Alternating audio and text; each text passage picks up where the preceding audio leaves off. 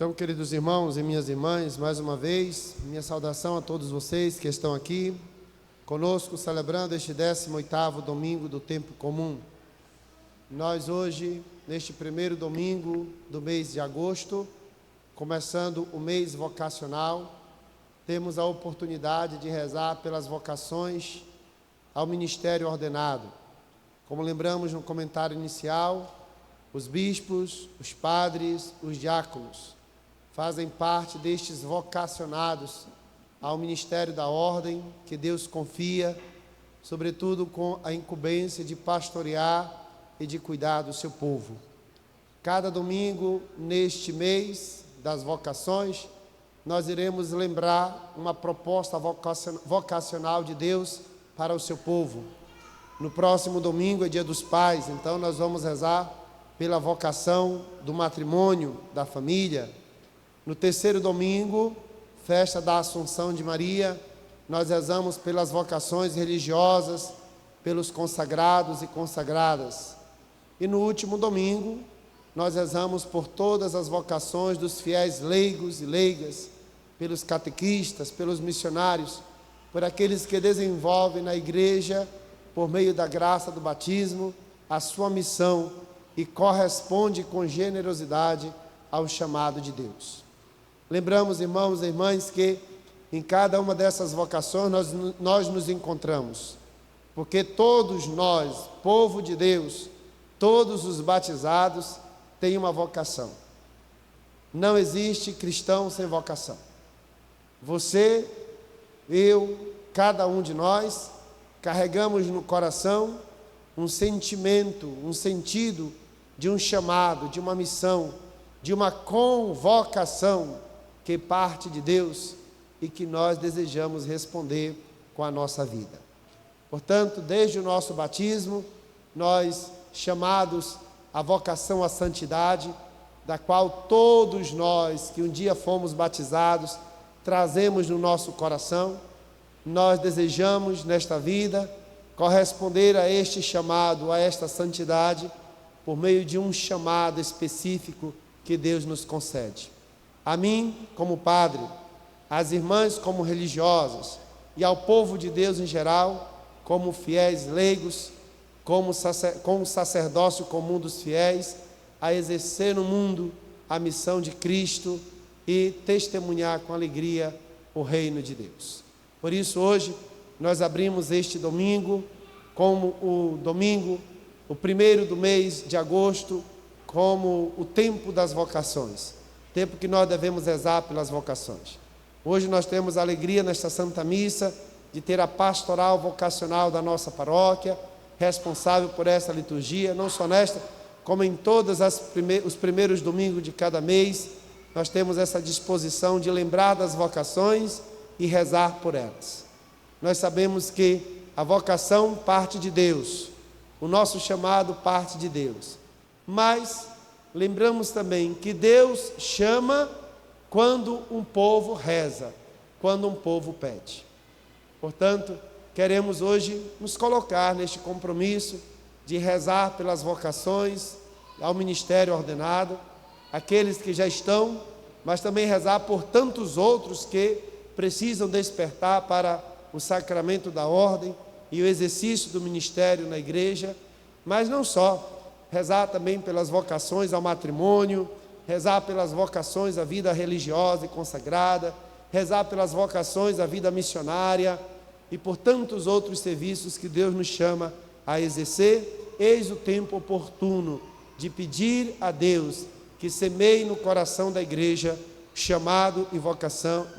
o chamado vocacional a tantos jovens e a tantas pessoas que precisam responder, como eu já lhes disse, com generosidade a Deus.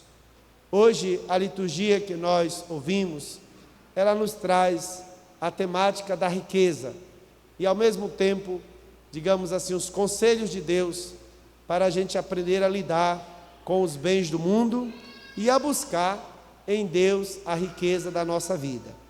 Nós começamos hoje a liturgia da palavra por meio do livro do Eclesiástico, que traz para nós uma expressão que cotidianamente a gente ouve ou fala para alguém, né?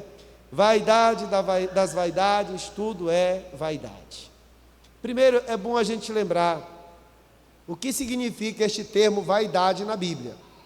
Para nós, vaidade é pintar a unha, é pintar o cabelo, é vestir uma roupa, né, é calçar um sapato alto, é se colocar aí na passarela, chamando a atenção. Mas na Bíblia não é este sentido.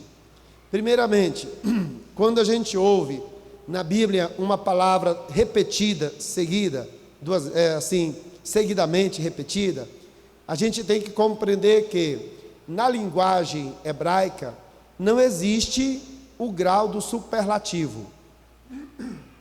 Por exemplo, o santo, né, nós podemos chamar santíssimo, mas os judeus chamam santo, santo, santo.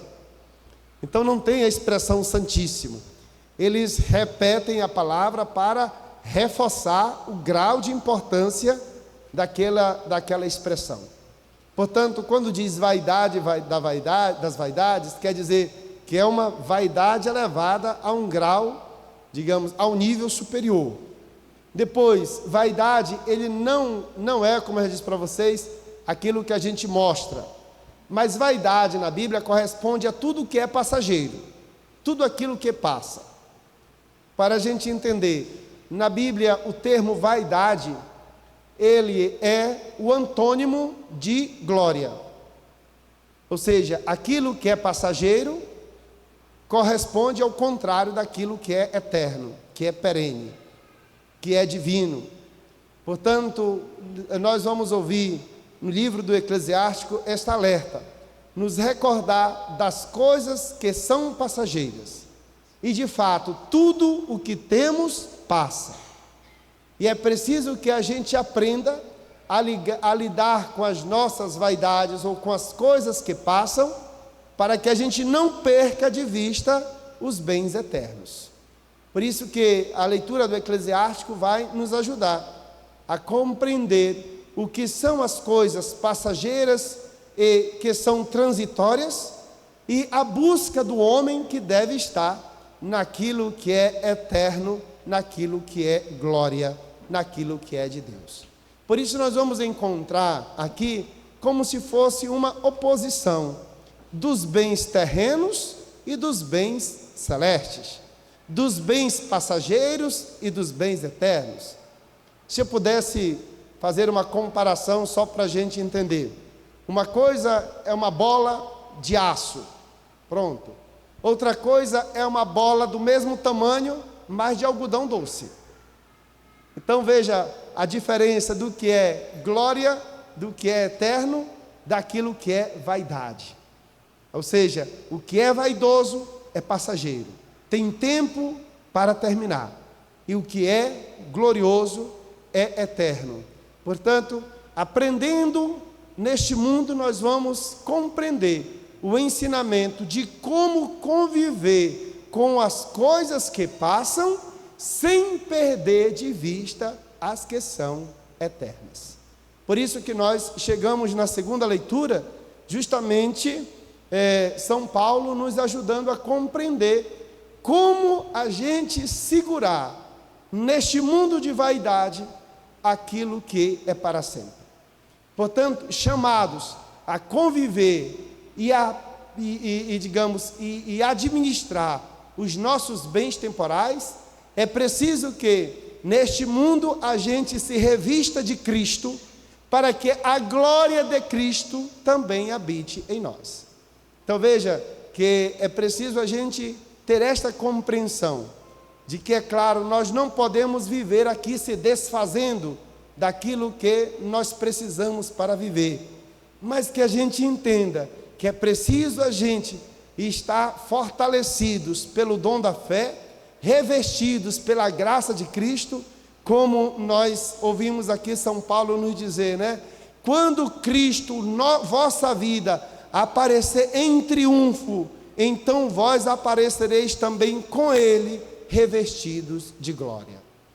Olha, e que bonito a gente compreender esta palavra, que nos ajuda a nos colocar neste mundo, vivendo com as coisas transitórias, em vista das coisas eternas. E Cristo é esta força, é esta graça que nos reveste, que nos, digamos assim, que nos protege, que nos guarda sobre a custódia e a luz daquilo que é divino, daquilo que é de Deus. Portanto, vem aqui, né, o conselho de São Paulo, né? Portanto, fazei morrer o que em vós pertence à terra: imoralidade, impurezas, paixão, maus desejos e a cobiça, que é a idolatria. É justamente isso, irmãos, que a gente vai entender o que é o ídolo e o que é a idolatria. Latria, no termo grego, significa adoração. Ídolo é tudo aquilo que ocupa o lugar de Deus. Quem é o idólatra? Quem adora o que não é Deus.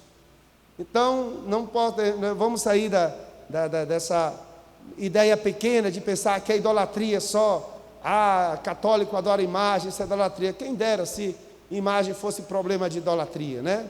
Porque a maior idolatria, né? O que se opõe a Deus é o dinheiro, é o poder, é a fama, é a riqueza. Se isso consome o nosso coração, e se a gente coloca nestas vaidades toda a nossa vida, toda a nossa confiança, aí nós vamos de novo lá para o Evangelho que nós acabamos de ouvir. É loucura nossa. Porque se nisso está toda a nossa vida, saiba que maior que a nossa vida é Deus, que no tempo oportuno vai nos chamar, vai colher a nossa vida. E se os nossos bens e o nosso amor está correspondendo a tudo aquilo que é transitório, que é vaidoso, portanto a nossa vida também se torna fútil, né? Se torna perdida, se torna distante da glória, porque não se revestiu daquilo que é eterno. Então vejam, irmãos, que apesar da gente ouvir o Evangelho, e muita gente pode pegar este Evangelho para alfinetar ou acusar quem tem um pouco mais de condição, quem tem um dinheirinho a mais, mas a riqueza não está nos bens. A riqueza, como nós ouvimos no Evangelho, está na presença de Deus. Ricos diante de Deus. Portanto, para Deus, o que mede não é o que temos, o que mede é o que nós somos. E hoje, o que é que nós somos? O que nós temos corresponde àquilo que nós queremos ser para Deus e para o nosso próximo? Porque a medida da justiça está justamente nisso, a capacidade que nós temos de amar a Deus e de amar o nosso próximo. É isto que se torna legado, é isso que se torna eterno no meio de nós. São Basílio diz, né? Mais vale um homem bom, mais vale a fama de um homem bom do que a fama de um homem rico. O homem rico acaba a sua fama com a morte, e o bom permanece, né? A fama de quem é bom permanece. Por isso, a bondade do coração e a riqueza que nós trazemos. Deus nos ajude hoje, irmãos, a olhar isto com consciência aberta, com generosidade de alma, de coração. Pode ser que, lembro, né? É tão verdade que a riqueza não está somente no que nós temos, porque nós podemos encontrar alguém que é rico, mas que é generoso, que é caridoso, assim como a gente pode encontrar um pobre avarento, egoísta, né? Um pobre ambicioso, e por isso que não está no ter, mas a riqueza que o Evangelho nos propõe hoje é a riqueza do ser. O que é que eu sou? É isso que vale. E diante dos questionamentos, né, quando São Basílio, hoje eu lembrava nas homilias que já fiz, esta já é a quarta, né, sobre este Evangelho, São Basílio nos diz, né, quando a gente questionar por que tem ricos e por que tem pobres, e aí ele nos ensina que aos ricos eles serão julgados pela capacidade de administrar os bens pelos pobres, e aos pobres serão julgados pela santa paciência de esperar pela caridade dos ricos. Então, diante de Deus, todos nós trazemos uma missão de aprender a lidar com as coisas. Se temos muito, aprendamos a dividir ou a partilhar ou ajudar quem precisa de nós. Se não temos nada, aprendemos a ter paciência e rezar para que a generosidade do coração dos nossos irmãos também nos alcance. Isto nós queremos hoje entender como sentimento de fé, como compromisso de adesão à compreensão da nossa vida, de que se tudo o que temos recebemos de Deus, nós devemos partilhar aquilo que temos com aqueles que também precisam.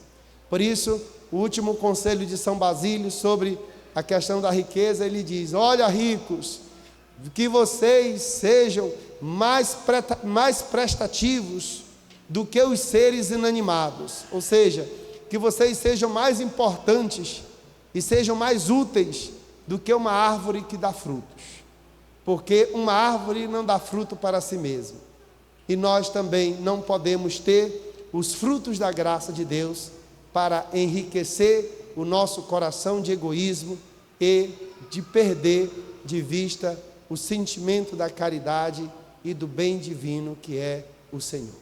Busquemos as riquezas de Deus, irmãos e irmãs.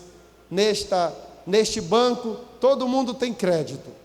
No banco da providência, todo mundo tem crédito aberto. Basta a gente confiar, basta a gente esperar, basta a gente ter fé. É o banco que nunca decreta falência, é o da providência de Deus. Nestes todos nós, saiba que também os ricos como os pobres também dependem dele. Que Deus nos dê a graça de um domingo e uma semana cheio da consciência de uma caridade perseverante, de uma humildade serena, que o nosso espírito, como cantamos na antífona de aclamação ao Evangelho, que na humildade do nosso espírito nós possamos também ser bem-aventurados, porque os pobres em espírito, deles é o reino dos céus. Amém. Amém.